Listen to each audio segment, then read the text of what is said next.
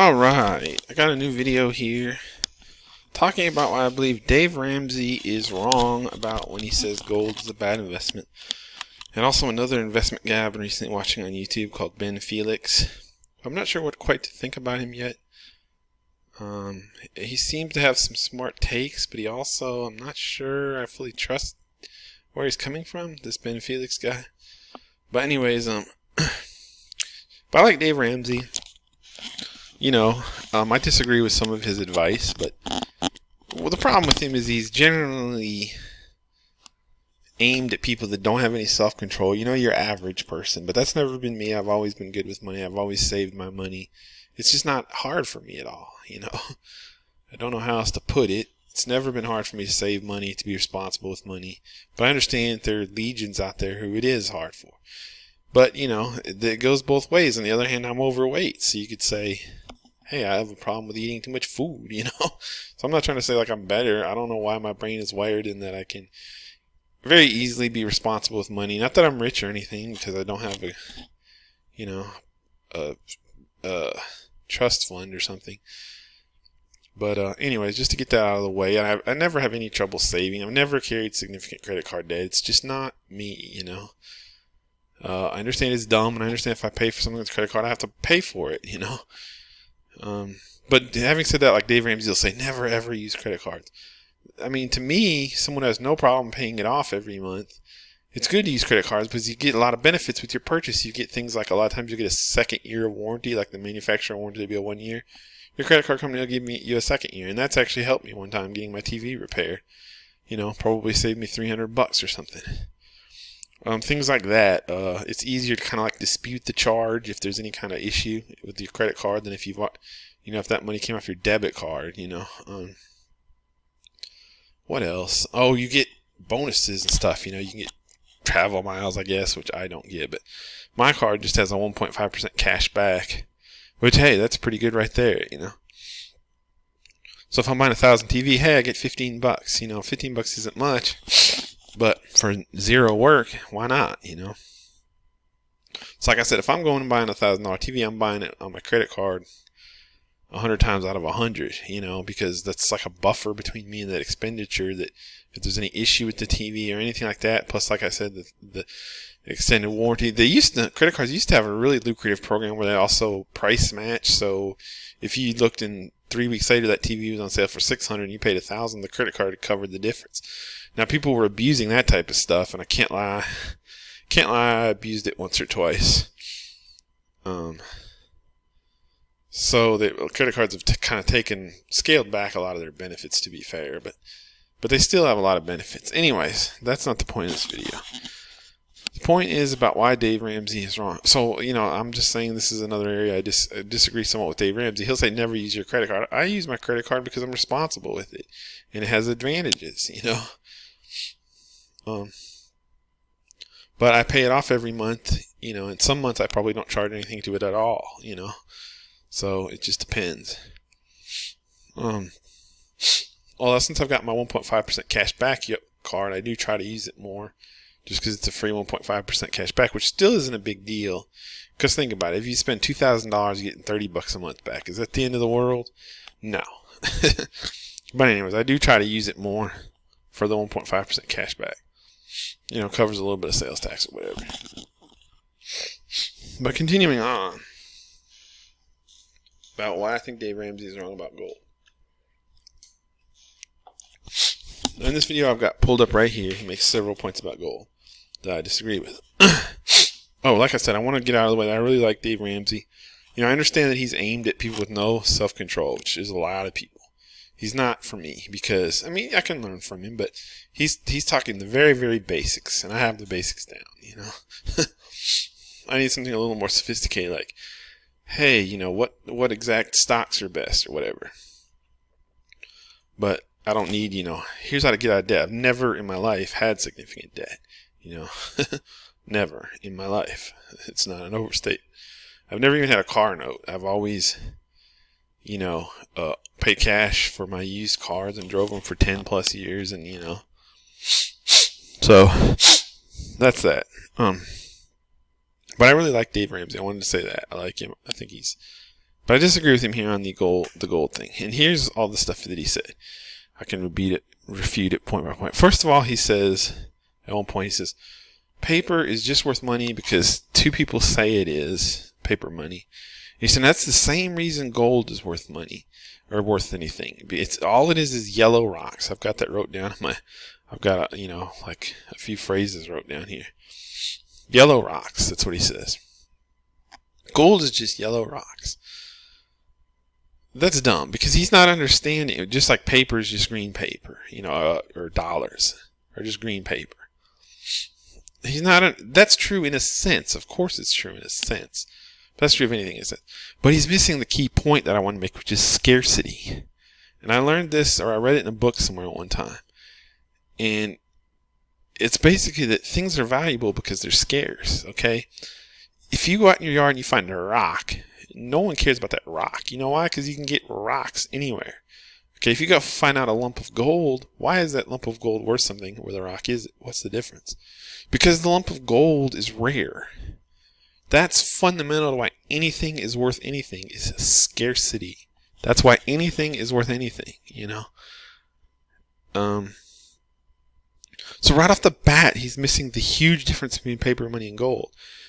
Gold is fundamentally scarce. There's only so much of it in the ground, and it costs a lot of money and trouble to dig more up. So it's limited in some sense, Whereas what is paper money limited by? Nothing. They can just, the phrase is always, they're printing paper money. But they don't actually print much paper money nowadays. What they do is just, it's all on computers. They shuffle it around. Here's a few more zeros to this, a few more zeros to this bank. Here's a few, printing money is just so for the few people left that carry cash, But,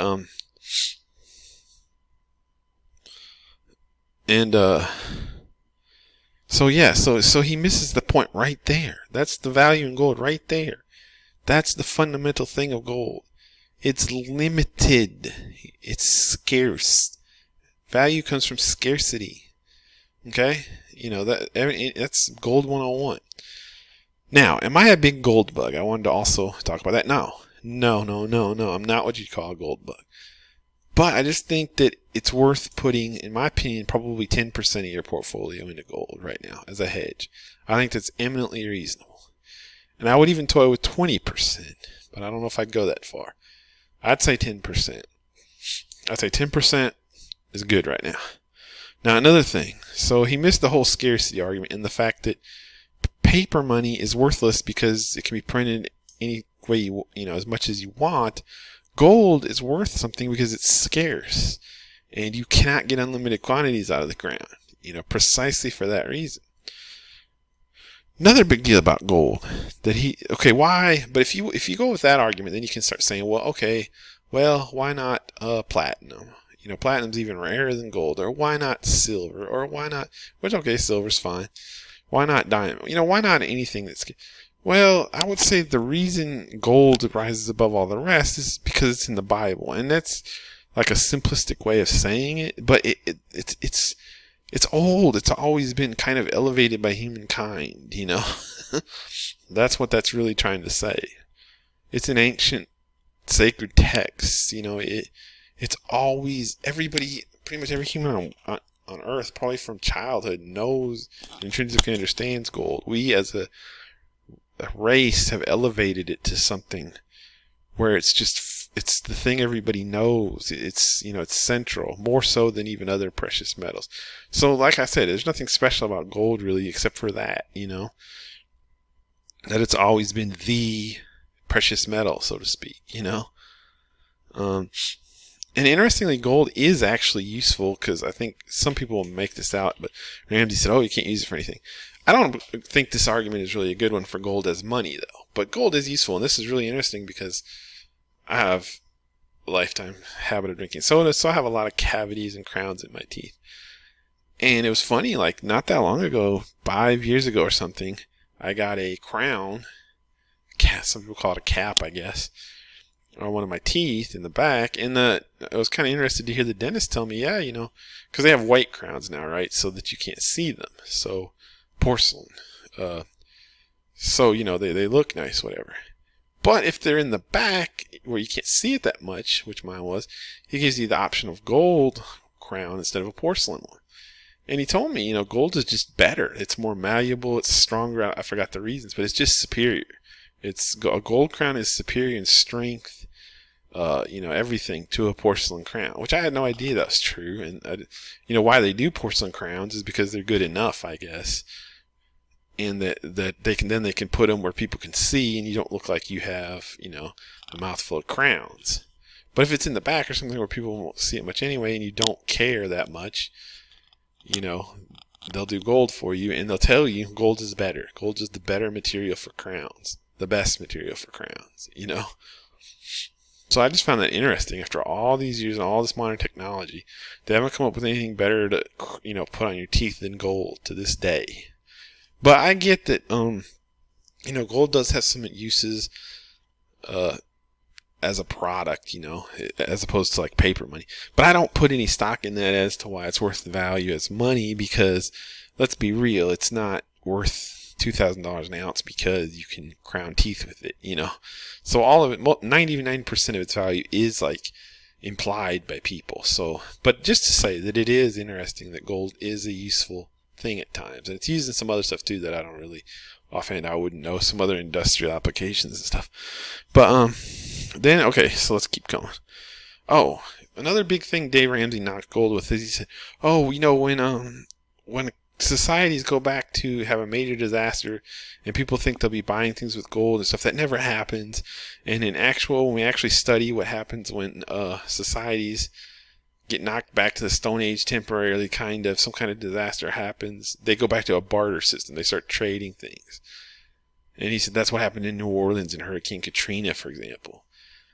And he said, I don't know what exactly he meant by this, but he said people don't run to their safe to buy gold to get gold out in a natural disaster. They run to their safe to get bullets out. I don't know if he meant something like to defend themselves or to trade for goods or what. But see, now my first thing about that is, so? Like, I wasn't sitting here thinking like, oh, if there's a hurricane, I'm going to I don't own any gold bars, but, I should buy some gold bars so I can go get them out of my safe.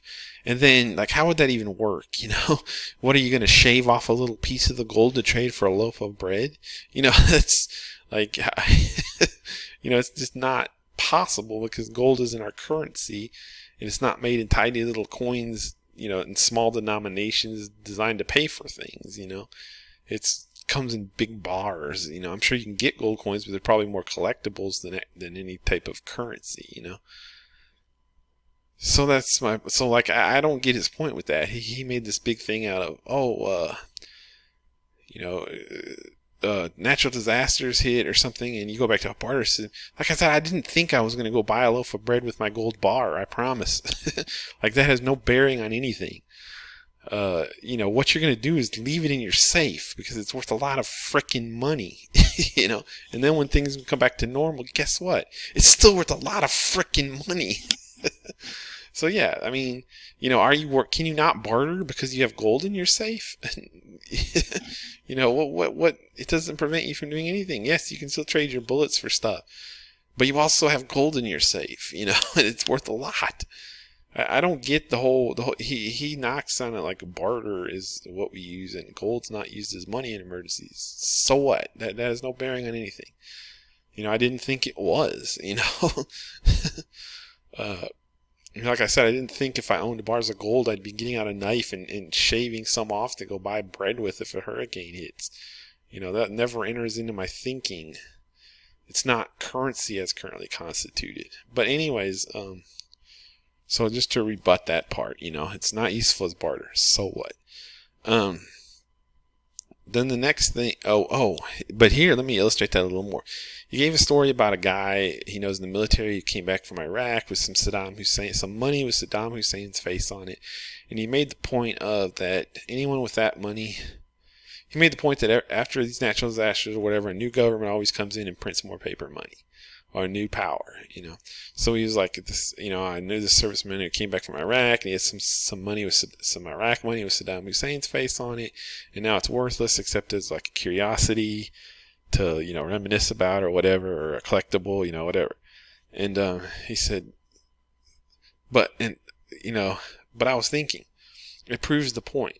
Because if you lived in Iraq and you had a safe full of Saddam Hussein's, and all this big invasion and everything happened, your Saddam Husseins are useless when you come out of the other end and things start to get back to normal, okay? But you want to know what wouldn't be useless? Gold. You want to know what would still have a shit ton of value after the whole shitstorm ended?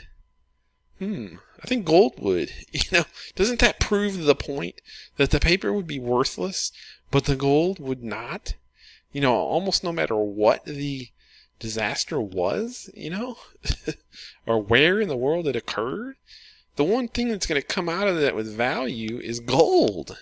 Granted, if things really get bad to the point where, like, people don't have anything to eat, then your gold's going to be kind of useless. But as, Ramsey said, at that point, anything's going to be useless. Like, what difference does it make, Or any kind of money is going to be useless. Like, so that doesn't knock gold any. Okay, it's in the same boat as paper money in that you can't use it to buy anything. But if anybody was smart, you could. Because, like, if I'm in a apocalypse situation and I got a loaf of bread and somebody comes up to me and they're like, hey, I'll give you this bar of gold for that loaf of bread, I'm so hungry, or for half that loaf so you can keep the other half or whatever, I'd be like, yeah, because I know as soon as we're getting out of this, I got a bar of gold that's worth tens of thousands of dollars. So anyway, that I really thought that was a funny thing by him to be like, oh yeah, whenever things go back to the Stone Age, then it goes to a barter system, and paper money is not worth anything. How that exactly makes the point? Because you know what is going to be worth something? Gold through it all. I mean, maybe, like I said, maybe in the heat of the moment it might not be worth anything, but like I said, it still should to anybody with half a brain. But as soon as the emergency blows over a little bit, it will be. Whereas all the other currencies will not be. The paper currencies and whatnot. So he made the point there. I mean, he made the point for gold without even realizing it. What else? Now let me drive some hard stats in here. I'm not a trained investor or anything like that. In fact, I'm kind of new to this and I'm always feeling it out. So I look at things, I pick a round year because that's what you do. And I would look at returns of things a lot from the year 2000. Why the year 2000? Because it's a good round number. It's not contrived. I picked the year 2000, You might also pick 2010, 1990, whatever. But that way you're not biasing anything by picking something right at a bubble or a top or anything like that. And I found something shocking because I thought gold had been a very bad investment. I follow Peter Schiff, and he's a gold bug, and I wouldn't agree with 50% of what he says about gold because he goes way too far to the other extreme. Peter Schiff is this investing guy that's like way into gold. He thinks gold cures everything, Well, he would always, he's a very rich guy, and he's the CEO of Euro Pacific Capital, I think. And I think one of their big strongholds is precious metals, which is what he preaches all the time. Gold, things like that. And I always felt sorry for him because he'd get on and do these YouTube videos from you could tell he was just absolutely loaded. Herman's like super wealthy. Like, he doesn't flaunt it, but he did a YouTube video once from like his bed. You just look at his bedroom and go, oh my goodness. Like, this guy is freaking loaded and he doesn't even realize it, I mean, all you gotta do is take one look at the guy's bedroom and it's like this on the beach and this, you can tell his house is worth millions, these nice open windows and, here he is casually, I'm doing a YouTube from my bedroom today because couldn't make it down to the office or whatever, So he's not really trying to flaunt it, but you realize the guy is legit loaded. But I always felt sorry for him because he'd always been on Twitter hyping all these gold, precious metals, and I was like, man, the stock market's doing good. Like, these precious metals he's pimping are not, he keeps saying, oh, they're going to go up. I didn't know that the whole time I was completely wrong because I looked back to the year 2000. Okay, just a convenient point, a good round number. Do you want to know what the S&P 500 has returned since the year 2000? Okay. It's returned 149%. That's pretty bad. It's pretty bad. To today, or at least like maybe, I don't know, 3 days ago when I looked at the S&P 500 from January 1st, 2000. Okay.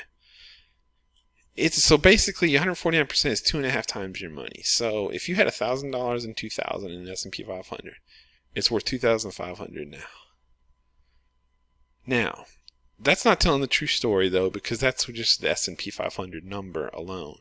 If you add in dividends and you do dividend reinvestment, that makes a big difference. You get up to, now it's 250% since 2000. So the S&P 500, if you invested 1,000 in on January 1st of the year 2000, right now you'd have about 3,500. You've gone about 3.5x your money. Okay? Not as good as you'd think. And if you break it out, the S&P 500 annual return since 2000, with this counting dividend reinvestment, which most people don't do in their calculations, but you should, and you should have your dividends reinvested. But counting dividend reinvestments, the S&P 500 since the year 2000 has returned about 6.3, or a little less than 6.4% a year. Not even 7%, closer to 6% than 7%. So you can play with that number by picking different time frames, but 2000 is a good fair one, or whatever it may be, because you don't pick like, since this date, that conveniently makes the S&P 500 look good. But do you want to know what gold has increased since 2000? Because I looked it up.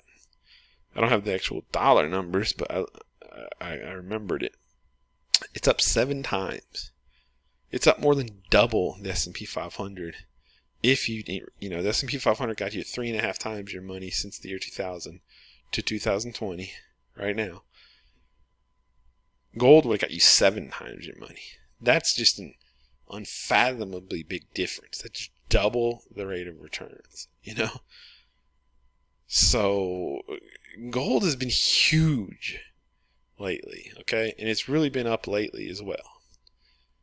Now, having said all that, if you look at gold, because I took further look at it, when you go back further though, it looks much worse, because from like 1974, whenever we came off the gold standard, to like 2000, it was quite poor, okay? Or I don't know if it was exactly 2000, but around there. So it just happens that 2000 is a good year for gold. But still, regardless whether it was good, bad, or indifferent, to be double in the stock market since 2000, over a 20-year time frame now, or a 20-year time frame, it's doubled the stock market. That's saying something, Now, granted, if you pick since like 1984, because gold was up to like 600, if you invested in gold at like 1984, where it was 600 something an ounce, you would have like lost money all the way to 2000. For like 16 years, you would have lost like 2/3 of your portfolio. So it's all a matter of timing, kind of. Gold's not always done as great as you think. But I would say to that, I think I have a feeling we're still feeling out the real value of gold, as weird as that sounds. I think that after we came off the gold standard, it took a while for people to really, maybe 20 years is not unreasonable. It took a while for us to really get a grasp on gold. It took a while for us to settle in and like truly correctly value gold, I think. So if you use that philosophy that the first 20 or so years of gold off the gold standard, we were just kind of floundering around, we didn't really know what to do with it, then you might have a plausible case that gold has been really a great investment since we kind of wised up to it, or kind of the gold standard effects completely wore off. You might say something like that. Another last point I wanted to address was what Ben Felix said about it, which he said that one of the big things he said about it is, gold will never, and Warren Buffett, I guess too, gold will never produce anything. Gold, blah, blah, blah, blah. And I don't know quite how to react to that. It's a lot like the gold is yellow rocks argument, gold is yellow rocks argument, or whatever. It's kind of like, it's more like the you can't barter with gold argument. It's kind of like I just sit there going like, what does that have to do with anything? Okay, gold doesn't produce anything, but that means nothing to me. I don't care. Okay, if I invested in gold in 2000, and I invested in stocks in 2000, and the gold did twice as good, twice the rate of return as stocks, do I give a shit that the gold didn't quote unquote produce anything over that time frame? Of course I don't. It doesn't. It's a weird like Like, let's say we're arguing about which tree is taller, and I all of a sudden go, well, the sky is blue. It's not red. It's kind of like, okay, what is that? I don't really quite, maybe I'm missing something here, okay? Could be. But I don't really quite see what the fact that quote unquote gold doesn't produce anything has to do with anything, as far as whether it's a good investment or not. Now if you're trying to make some sort of case that if things are produced by something, then they go up more over time, okay, prove that case, because Ben Felix is all about, he's always dragging up these papers. And the thing about that I get a little gun shy about is, like, I know how easy it is to fake papers, like climate change studies, for example. Papers can say what the authors want them to say. Now, not all of them, of course, do that, but there's a lot of, you have to look at every one and see what they did. You may have a big study that said this, but if you look really into the study and you can go, hey, they did this, this, and this wrong, or I don't agree with the way they counted this, or if you count this way, so you can, studies are not the end all be all by any means. And Ben Felix just tends to like cite one and act like case closed. It's a fact now because the study said, well, maybe, but that depends. The study may be not what the paper it's printed on. They just faked a hydroxychloroquine study to discredit Trump, and it got published in Lancet. And then people started like looking, going, wait a minute, this data is absurd. Like, they're counting more COVID patients in Mississippi than there actually were in the whole state that, they said were treated with hydro. Like, on its face, this is ridiculous. And so it took Lancet, because they're very liberal, they didn't want to rescind the paper, so then they put out an expression of concern, like, oh, we're concerned with some of this study's data. Well, the court, they dragged, and then they said, like, hey, study authors, show your data. And the study authors said, yeah, we'll get back to you. And they couldn't come up with any data. Weird how that works. So the study was like officially discredited, retracted, all that. But I'm just making, and it was done all for politics to make Trump look bad, This was a scientific medical study. People died probably. It was people probably that could have benefited from hydroxychloroquine or whatever, however you say it, probably didn't get it because of that study. And it wasn't even covered. The study was literally faked. And I'm not a Trump fan or anything. But I mean, it boggles the mind what liberals do nowadays. And one of the things they do a lot is fake studies. These studies are completely fake a lot of the time. Like, I'm sure right now they're faking a lot of studies that show that masks really stop COVID, But if you look at probably all the studies before they started pimping masks, whatever that was, about June, not April when we needed it, I bet those studies said something different. Weird how the studies just automatically change depending on what liberals wanted out of society, But anyways, we're not talking about that anyway. My point is, all that was to say, like, Felix listed all these studies that gold is this gold. And another thing he said was something like, well, the most you can get out of gold is 0% return, where it just keeps the value of your money. And no, he just made that up. Who says that? He tried to put it like the best case scenario for gold is that it's 0% return. No, it can do more than that. It just depends. There's no law saying that gold has to be 0% or minus 100 or 100. It can be a plus 30% investment, a plus 1%. What he tried to make it like the best it can ever do is over the long term 0%. No, that's false. But anyways, so yeah, he may have a point there. I don't know. Maybe it's just something I'm not seeing enough. That But I think that gold, especially right now, because again, all investments is like everybody jumps on something and it can create a bubble. But hey, the bubbles make a lot of people rich. So I think right now, yes, people are kind of going like, oh, all this free money out there, all this inflation and stimulus, gold is a safe haven. Let's jump on it. Let's drive the price of gold up. That's a good thing, jump on gold too. Now, like I said, I would probably do 10% right now. That's what I'd do. I wouldn't go crazy with it or anything like that. But I think that's a definite win for you, And if you have gold in your portfolio, you're reaping rewards right now. It's doing very well for you. So that's what I wanted to point out. I'm not a gold bug by any stretch. I believe it has its limits, but I think it's a good investment, a good hedge right now.